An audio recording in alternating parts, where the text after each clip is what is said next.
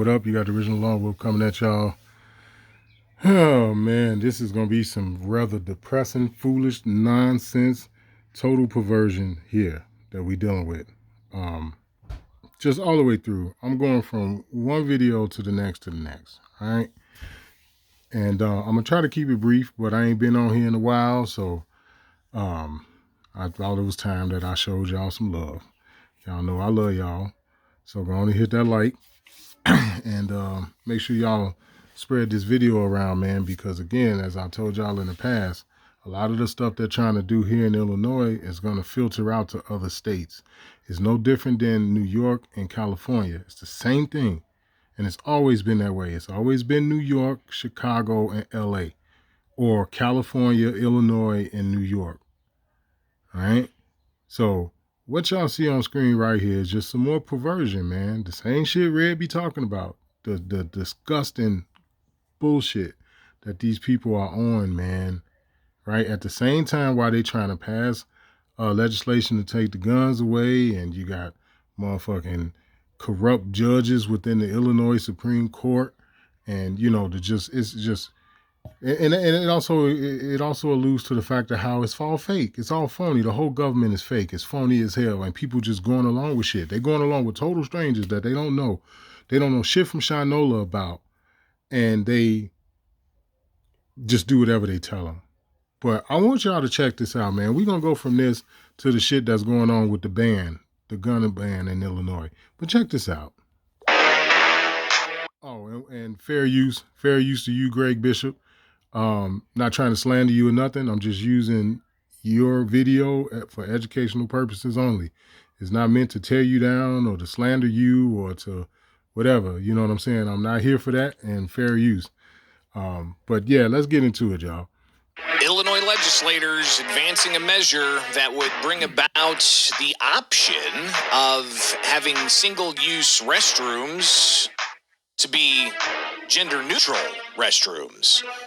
And it's a measure that's found some opposition. We'll hear some of the debate in a Senate committee from yesterday as this bill moves forward. The bill already passed the House, but the Senate is amending the bill. And Justin Sia, he's a student at a university who helped craft this legislation. He was in the Senate committee yesterday talking about the bill and why he sees it as necessary. Here's that debate. We heard directly from transgender and gender non-binary folks who are insulted and even attacked in male or female restrooms simply for who they are or for how they look. We also learned about parents and guardians with young children of a different gender who must decide whether to leave their children unattended in public restrooms or to enter a restroom that doesn't match their gender. We heard from caregivers who accompany older adults into the restroom. All of these groups and others would benefit from more gender-inclusive restrooms in our state. This bill would permit, not mandate, private and public entities to install gender-inclusive restrooms.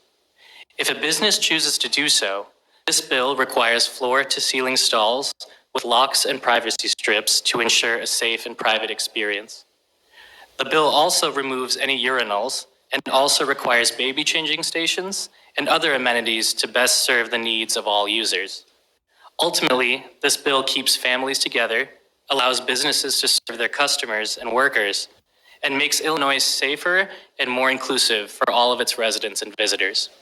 Thank you for your attention, and I respectfully ask for your support of HB 1286. So HB 1286 is the measure, and you heard it there. It would essentially allow for establishments to have gender-neutral bathrooms. If, you know, it's a single-use bathroom or the only restroom they have, and maybe it's a multi-stall bathroom, it would require floor-to-ceiling, partitions, and also would remove urinals. And that was a question that was asked. I believe this is State Senator Neil Anderson raising the question of, what are you doing? You're getting rid of urinals?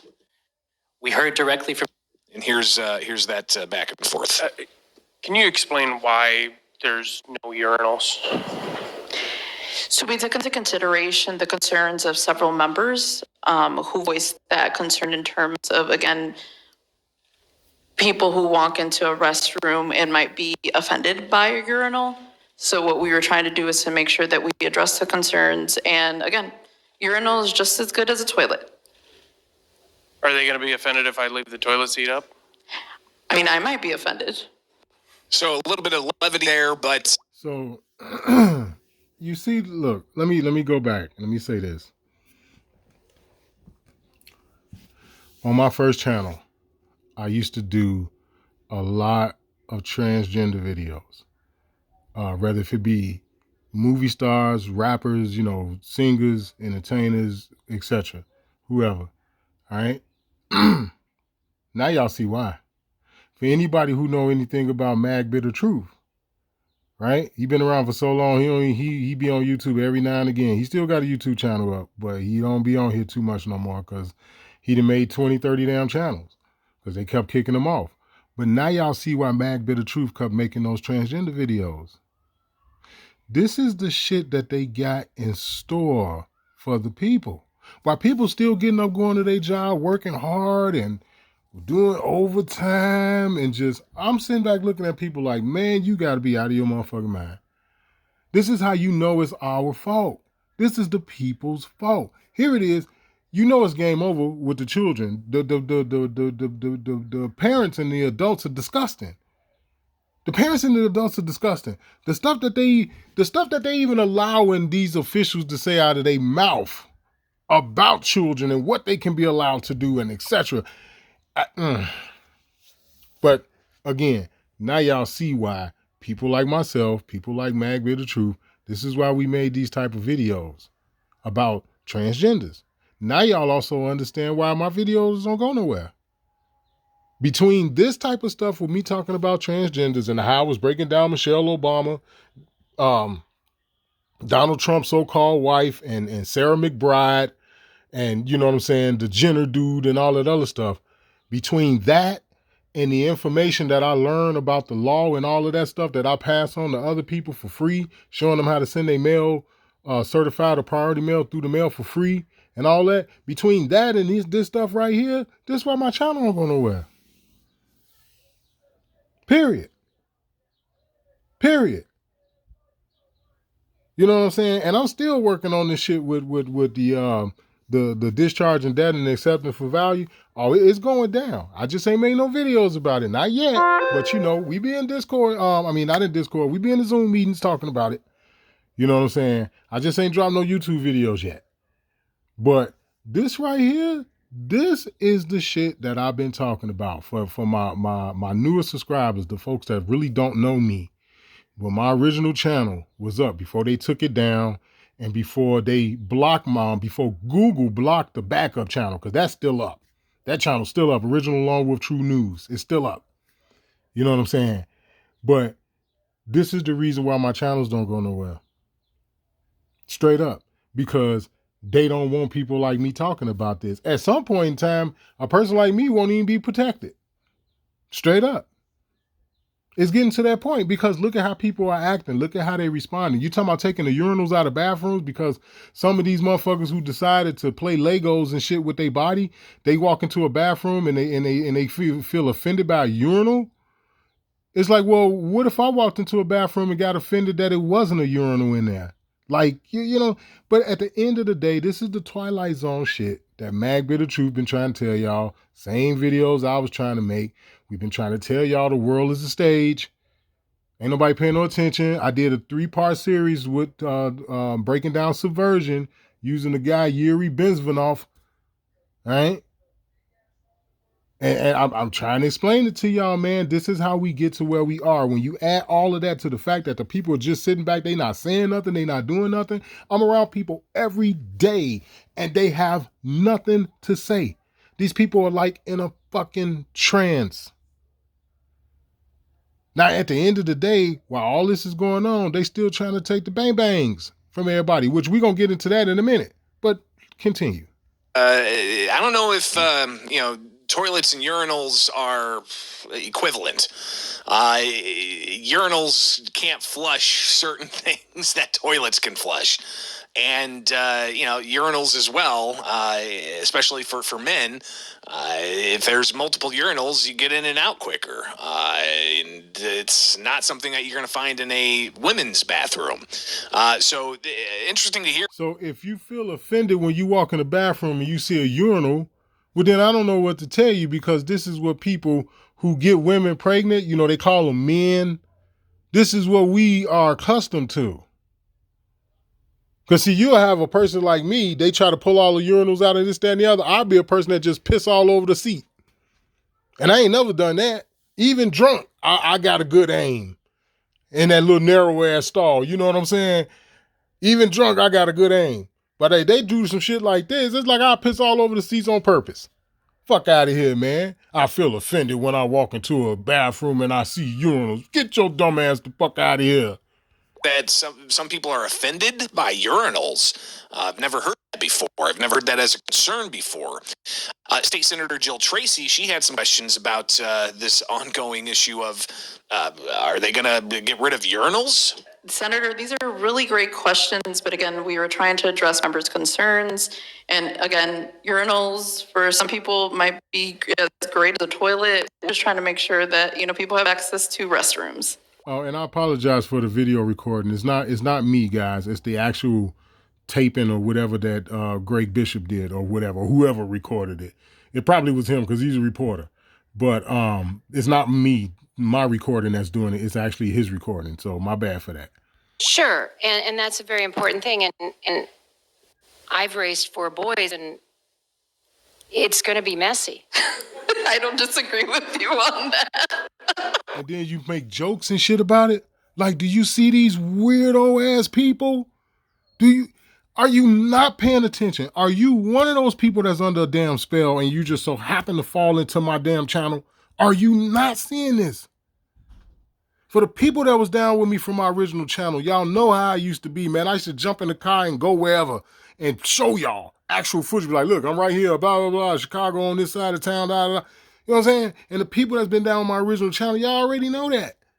I show it to you. Like, come on, man, you're not going to tell me that this ain't disgusting. You're not going to tell me that this is in some legislation hall in Springfield, Illinois, where you all are supposed to be deciding what's best for the people. And we sitting over here having a conversation about taking all the urinals out of the bathroom and letting weirdo people who've been convinced and programmed and created into thinking that it's okay to cut off their dick and their balls, excuse my language, and do whatever they want to do and then force it upon me. Here it is, you did all this. You and your cronies and whatever, however it worked, whatever these people were doing. These celebrities, the Angelina Jolies and the Brad Pitts and all of these Weinstein cats and however they do it. Bohemian Grove, whatever. Right? Epstein Island, whatever, right? So, because you guys thought it was okay to do all that, now I just got to go along with it. That's basically what everybody trying to express to me, right? That's what y'all trying to tell me. And then you laugh about it in this fake-ass room. This damn stage that y'all on. Lights, cameras, action. Cut. Okay, everybody go to take 2. Because that's what it is. That's what it is, man. But anyway, let me, my goodness, this is ridiculous. Okay. Well, I mean, I see it as a sanitary issue. This question is so obviously, some questions here about this measure. Okay, so I think I made my point on that. Let me move forward real quick, guys, with the next video. Okay, fair use once again to Greg Bishop, fair use.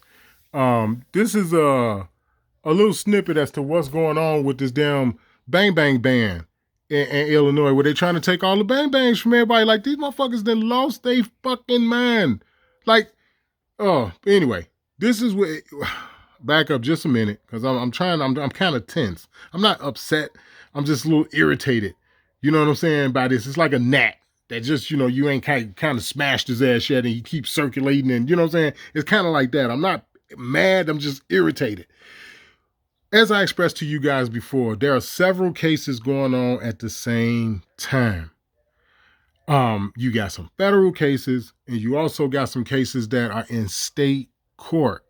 As a matter of fact, what you're looking at now on screen is the Supreme Court denying the emergency injunction, which, you know, basically what happened about 2 weeks ago. The judge down in the 7th district is up here in Chicago. The 4th district or whatever that federal court is down right there in East St. Louis, right on the border of Missouri, right? That federal judge put a temporary injunction in place to halt the ban until everything got settled, right? They appealed it. And the damn federal court in the northern district, my bad, because I said it wrong, my bad. The southern district federal court is the one that put the temporary injunction in place. The northern district federal court is the Dirksen Federal Building. That's in Chicago. All right.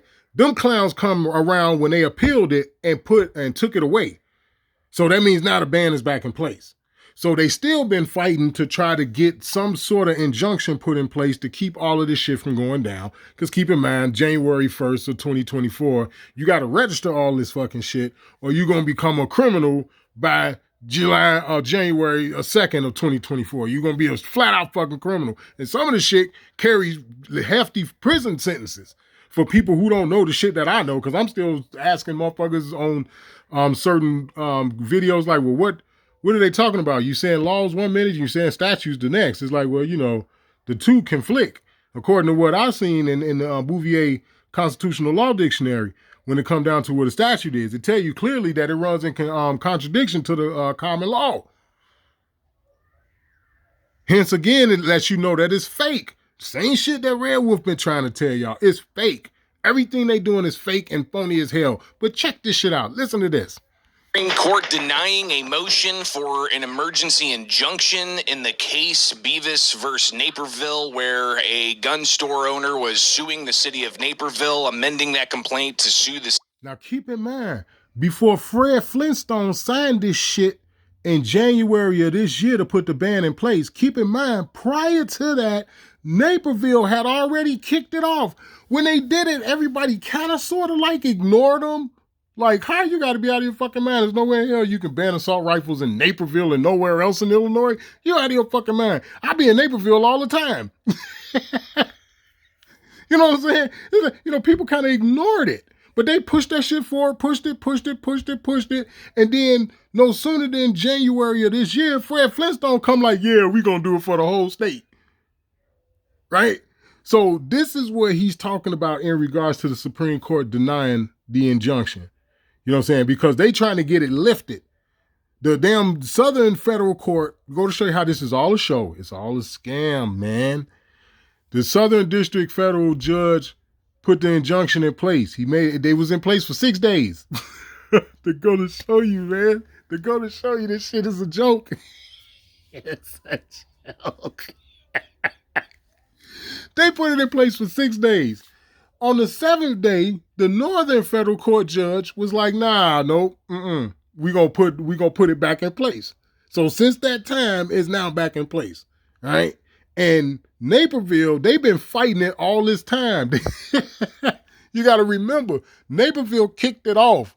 They was the first ones to do it. As soon as they did it, Naperville was like, oh, hell no, y'all can't do this. Y'all crazy as hell. And when they started fighting, like I said, everybody just kind of ignored it because it's like, these people got to be insane. You know, that's how people kind of looked at it. And they just went on about their business. It's like Naperville ain't that damn big. When it come down to the entire state, hell, it ain't even nowhere as big as Peoria, Illinois. You know what I'm saying? So it's like nobody paid it no attention. So they've been fighting this shit all this time. Listen to this. State of Illinois getting a ruling out of the Northern District of Illinois against the plaintiffs and for the city and state, and then taking the case to the appeals court, seeking an emergency injunction, that being denied, and then taking it to the U.S. Supreme Court for an emergency injunction while the case is pending. And yesterday that was denied. Good morning, Springfield's Morning News. I'm Greg Bishop on 92.7 WMAY, Springfield's News and Talk. Let's get right on into this. We have, of course, the U.S. Supreme Court docket, which shows that May 1st, the National Association for Gun Rights and Beavis, they sued the city of Naperville and Illinois, went all the way up to the U.S. Supreme Court on May 1st, where they filed for that emergency injunction. And you have all the filings back and forth, including from the states and from Naperville. And then, if you recall, you had the case in the Seventh Circuit Court of Appeals where they looked to consolidate all of those cases and made that order in the Seventh Circuit to wrap in the Naperville case with the Herrera case out of Cook County in Chicago, and then also wrapping in the Southern District of Illinois federal cases. And on Friday, that happened last week, and you have a letter that the state of Illinois sent to the U.S. Supreme Court Justice Amy Coney Barrett. And see, you understand the game they playing. Now in Missouri, they not on none of that. The Missouri was one of the first states that told the ATF that they weren't gonna help them enforce none of their shit. When it came down to like pistol braces and all that, the state of Missouri was one of the first states that publicly was like, nope, y'all come in here, y'all do whatever y'all want, but we not gonna help y'all. we not gonna assist y'all because this shit is unconstitutional. It's the same thing in the situation here in Illinois. Over 90% of the sheriffs, all right? You got to understand what's going on here. There's 102 counties in the state they call Illinois. Over 90% of those sheriffs said we're not enforcing this. We're not going to enforce it. Now, at the same time, I just played the first video for y'all talking about urinals, and y'all want to let little 3-year-old boys go and 3-year-old girls go in boys' bathrooms and shit by themselves. Anybody can be in there, a grown-ass man, and you just send a 7-year-old in there?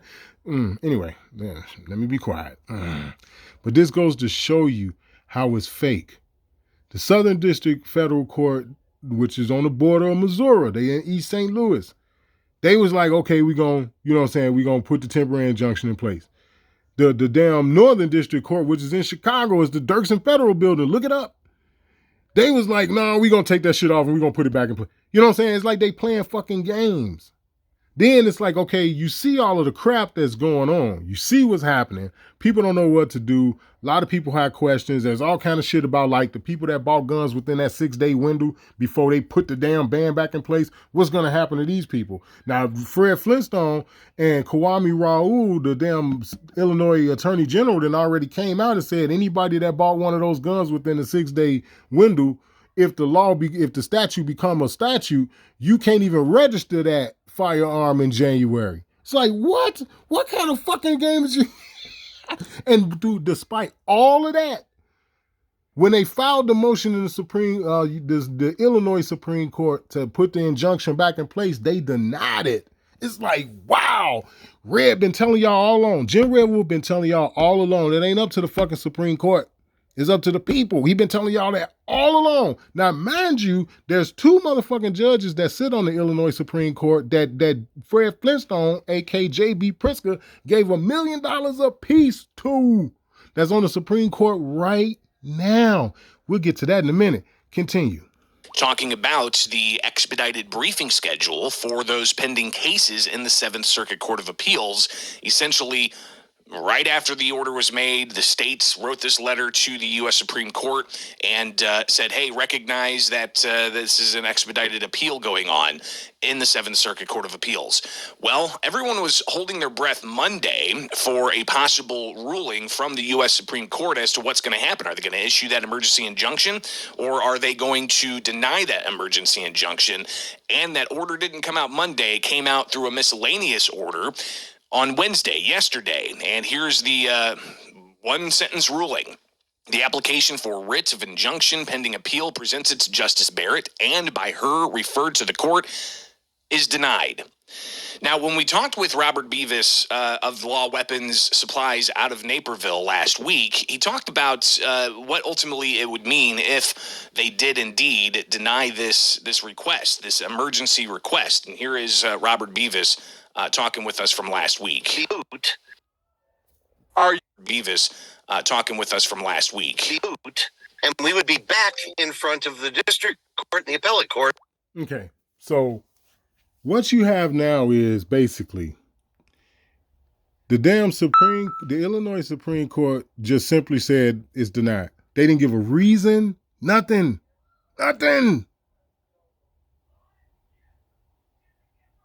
If y'all don't see now, and again, as I expressed to you guys, a lot of what's going on here is going to affect other states. They'll follow suit. You have to understand that. You'll see Texas somehow, some kind of way that they'll flip Texas. And you'll be like, what the fuck? Y'all have to understand that. Right? And the people that be in the Zoom meetings and my subscribers, and particularly you guys, wherever you are, wherever state you're in, this is why I'm playing this. So you all understand. If this don't have a outcome that's more so favorable for the people, you guys can pretty much hang it up where you at. It's coming near you. And you can say whatever you want about, oh, they ain't gonna do nothing here. They ain't finna be on that. No, we good here. You say whatever you want. Because again, if this stuff right here is not showing you that it's up to the people, the Constitution even tell you that listen to me, the power, the sole power resides in the people. Whatever is not within the Bill of Rights is granted to the people. It's just that simple. And this is the proof. Red been trying to explain this to y'all for the longest. He been telling y'all it's a fake government. You been had a million people tell you this. I done broke down so many different statutes and so much crap that you all should be aware of what's going on.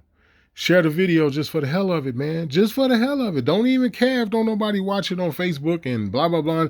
Don't even care. Just share it anyway, just so you can say, well, we tried to tell you. Like the whole situation with the shot. Like, I don't even talk to people about it with the shot.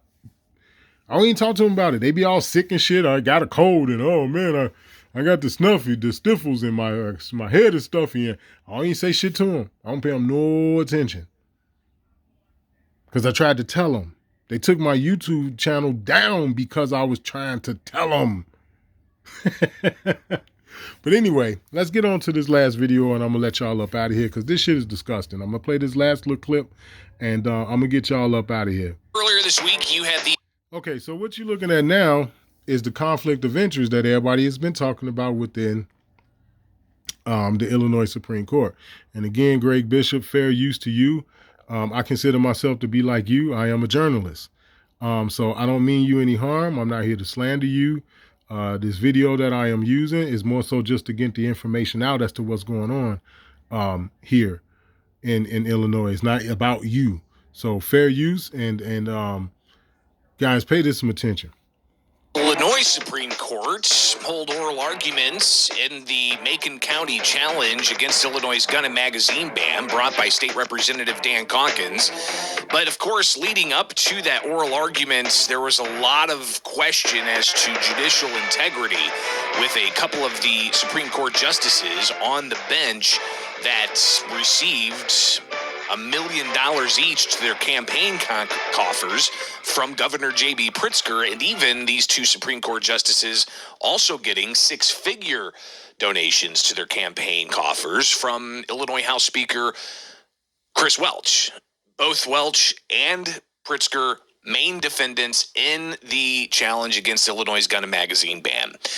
So this is a question of, judicial integrity, and we've talked about this for quite some time about, just the cloud of conflicts of interest. Even if it's not if it's even assumed, it could still damage the judiciary and the public's respect for the judiciary. So that's one reason why it was brought forward, and not just brought forward by bloggers, not just brought forward by questions from media to the governor, who said it's ridiculous to think that there is a conflict because he gave $1 million to then Supreme Court justice candidates who ended up winning in 2020 and are now on the bench.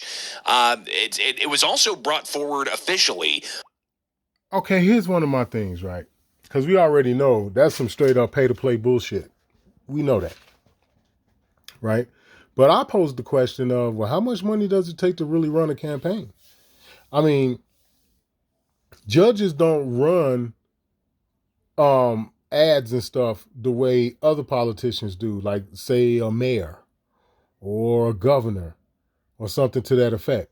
You very rarely hear about any of them when they run. And it don't even necessarily have to be an Illinois Supreme Court. It could be one of the other judges.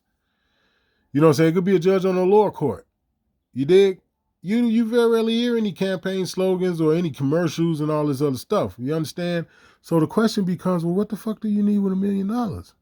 Like, I just want to know. Like, I don't know. So I can't really speak into it. But it just seems a little interesting to me that they don't campaign the way, I mean, because here's what I'm saying. Wherever you live at, right? You know, especially if you're one of these big cities or, you know, whatever.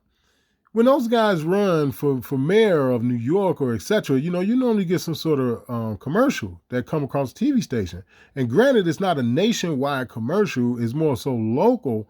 But I was always told that they charge by the second or the something to that effect in terms of how much it costs to make a commercial, and it could be pretty pricey, right? So that's the perspective that I'm coming from when it comes down to like one of these judges. It's like, well, how many judges have you ever seen running for the bench? And they had like commercials and, you know, they had giant billboards up all over the place. And I mean, you know what I'm saying? I'm just not understanding what you need $1 million for.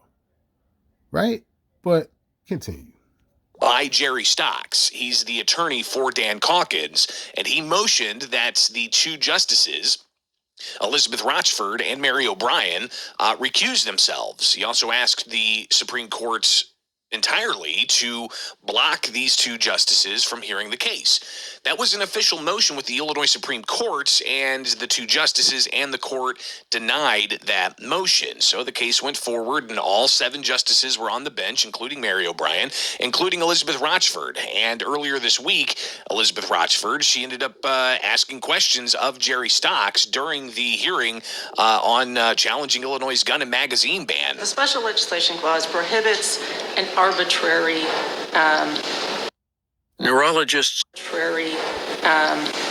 classification. And in this case, the classification is based on the training of the exempt individuals, and that they continue to maintain that training while they maintain their exempt status, as opposed to just everyone else. Is that an arbitrary? It is arbitrary because consider this. A military veteran is trained, but he can't have that weapon to protect his family at home. A security guard may or may not be trained, but he has it only while he works. Heller and McDonald both say the Second Amendment elevates above all interests. It's not tolerating interest for a police officer, interest for a security guard, interest for a prison warden, interest for whatever, or here, the most glaring offense, for the grandfathered. There is no reason to conclude, but on an arbitrary basis, that the grandfathered are any better trained or safer than those that would acquire the weapon later on. So again, that's Jerry Stocks responding to a question from Elizabeth Rochford, the same justice that denied a motion from Stocks to recuse herself because she took $1 million campaign contribution to her campaign fund from Governor J.B. Pritzker, and also a 6-figure contribution from House Speaker Chris Welch, both of which who are main defendants in this case. After the hearing earlier this week outside the Illinois Supreme Court, I asked Jerry Stocks, despite them denying the motion for recusal, is there something further you can do with that concern that he had? He says that he still has that concern, and yeah, there's some things that can still happen, though he wouldn't be clear saying that he can take this to the U.S. Supreme Court. Here's the Q&A I had with Jerry Stocks after the Illinois Supreme Court hearing earlier this week. It just comes with it. You had a motion for 2 of the justices to recuse themselves denied. In a statement, you said that, you're going to focus on the merits, and, if there's a potential remedy down the road, we shall see, or something to that effect. Yeah. Where can you go from here if they rule against you? First, we have to see what the ruling is. and I have to respect the process and the decisions that govern that decision they made. But that was called a Caperton challenge, and Caperton says that a court of review must accord due process in the context of freedom from bias or prejudice on an issue, our motion in form, or the appearance of it. And Caperton, as a U.S. Supreme Court case, requires that to be an objective test. And so we personally feel that the orders that came back were subjective tests that imposed a burden of proving actual bias or prejudice. We would disagree with that, but it may not ultimately manifest in any impact in the case. That really cannot be measured until we see how the ruling is, and if the ruling is adverse, then we just have to measure and evaluate that at that time. I remain and stand behind the issues raised in that motion because I submit that it is the prudent course for our judiciary to be highly guarded on those issues. And I recognize that they got to be careful not to disqualify themselves out of every case. I mean, it's a tough call. And Illinois politics makes it really tough on judges because they have to be elected in this state. So I recognize those issues, but my personal view as a downstater is it's pretty darn corrupt in Illinois, and I know our perception downstate is that we want to see that the process and the institutions, not aspersions on the individuals, but that the institutions and our procedures do more to protect against that. Could you take this to the federal courts, the U.S. Supreme Court? We will evaluate those issues. I would say that the Caperton issues remain under consideration and viable. And that's the Caperton is referring to the campaign contributions. There are other components to that. It's not just the money. It's a threefold matter. It's from whom it came, being the other branches of government, and the independence and separation of powers concerned. 2, the amount, and 3, the reported pledge. We didn't say. We don't know what they said to the Political Action Committee. We know only what the Political Action Committee advertised they said. And they may, they had an opportunity and they deserved an opportunity to address that issue. And they expressed it, and I will accept that they were sincere in what they expressed. And that's. Eat this delicious berry to fix diabetes while you sleep and never need meds or a glucometer ever again. If you or a loved one is suffering. Sincere in what they expressed, and that's what good judges would do. So again, that's Jerry Stocks after the Illinois Supreme Court hearing earlier this week, talking about the questions that still remain about judicial integrity when it comes to 2 Supreme Court justices when they were candidates taking $1 million each from Governor J.B. Pritzker and 6-figure donations to their campaign funds from House Speaker Emanuel Chris Welch, when Welch and Pritzker are main defendants in this case, in this challenge. So I don't think we've heard the last word on there. Okay, guys. So what you got right there is just a bunch of hogwash in the end. And I let all of that play because I wanted you all to hear that. You know what I'm saying? Just so you understand, so you can see what's happening. Like, I don't know no other way to do it. I don't have all of the best equipment, to make my videos all nice and fancy and all that other stuff. I'm not the most intellectually speaking person. I'm not the smartest person, but I do the best I can to try to show people what's actually going on. So you all make of this what y'all will. But what I'm going to do is I'm going to give a little bit of my commentary and I'm going to get up out of here. Number 1, we already know what's going on with this fake ass government. Okay? I'm not going to elaborate too much on it because, again, this is right in your face. Everybody should see it. Now, why everybody's still walking around the way they do, that's on them. I'm not even going to go on all that because I want to try to get out of here in the next couple of minutes. What I can say is this. This is an example of when society breaks down on a moral level, on a moral, intellectual, and spiritual level. All right? This is what happens when you allow yourself to be so perverted. This is what happens. And again, I cannot stress this enough. I point this out because they like to use case law when it comes down to certain things. And if this goes south here, I guarantee you they're going to chip away at it state by state. Okay? They're talking about putting everybody in the same bathroom. Everybody just walk in, just the same bathroom. All right? People don't understand that this is all homosexual. This is all transgender shit. When you go in the boys' locker room where they play football and they don't have no stalls in there and, you know, everybody all out in the open. Homosexual shit. When you go to prison or the county jail, they got a shower head sticking out the wall and everybody up there standing up there in single file next to each other at a shower head. Ain't no damn stalls and shit. Gay shit. This is how they indoctrinate you, slowly, methodically. This right here, man, is so messed up on so many levels to the point to where people are just sitting back not saying anything. It's disgusting. It makes me want to puke. And I try to be cool. I try to, you know, lessen the profanity and, you know, all that other stuff and, you know, try to be cool. But at the end of the day, this is what it is, man. And I don't really see anybody having a real legitimate reason for blaming me for being the way that I am toward this.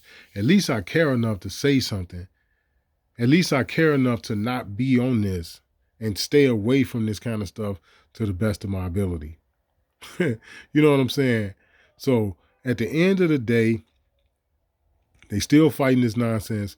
9 times out of 10, guys, I could tell you as far as with the gun ban, that's gonna go to the federal Supreme Court. I'm already knowing that. There's no way in hell you're going to tell me that Fred Flintstone gave $1 million to 2 candidates that ended up becoming judges on the Supreme Court, right? Which they ain't judges, man. They're not. There ain't no real courts, which is another thing that people need to understand. There are no real courts. We have been under Admiralty and Maritime law for quite some time now. We have been under Admiralty and Maritime Martial Law. That's the best way I can put it. Admiralty and Maritime Martial Law is what we've been under for a very long time. Which is the reason why, hell, it took me to meet Jen Red Wolf to know that the White House used to be called the Franklin House. I was like, holy shit, I didn't even know that. You know what I'm saying? It's like, wow, this is some fucked up shit. What other shit are they hiding? Like, wow, the Franklin House. Oh, okay. You know? So I'm going to get up out of here, man. It's Richard Longwood. Look, to be aware is to be alive, man. It's up to all of us. And I hope that this video kind of proves that when I be telling y'all that it's the people, man. The people, it's the people's fault. It's the fucking people's fault that we going through this shit. Every day they just get up, they get in their little bullshit car and they go on off and they go to work and they do what the fuck they're told and they eat their bullshit food and they drink their fucked up little drinks with all of the dye in it and all of the carbonated bullshit and they just go to sleep and they get up the next day and they do it all over again. It's those people's fault, man. The people that are dead inside. Whether they know they're dead inside or not. It's their fault. The lazy. The weak. The capable. You capable, but you weak. Mentally. Passionately. Emotionally. You weak. It's all their fault, man. And I try to get people to understand this. You want to take all the bang bangs from people. You want to open up the bathrooms for everybody. How the fuck you going to just let everybody? So you saying it's okay for this 6-year-old girl to go in this fucking bathroom and it's a full grown ass man in the bathroom? Really? Wow. And you trying to take the bang bangs at the same time. Huh. too many people are willing to sit back and wait till it happen to them, and it's sad. But at the end of the day, it is what it is. This is Richard Longwolf. Much love to y'all. Stay safe out there. I'm out. Peace.